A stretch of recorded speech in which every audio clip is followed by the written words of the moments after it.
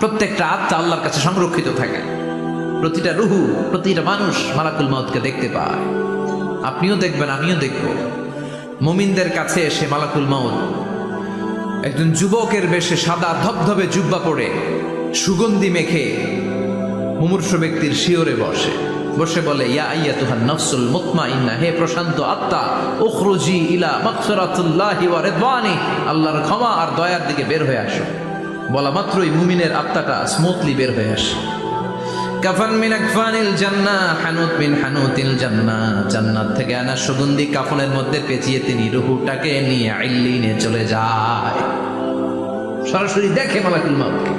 আর যারা ইসলাম বিরোধী, কোরআন বিরোধী, তাদের সামনে এসে মালাকুল মউত ত্রাস সৃষ্টি করে। আগে ধমক, মালাকুল মউত এসে কাফের, নাস্তিক, মুশরিকদের সামনে সেরকম একটা ত্রাস সৃষ্টি করে।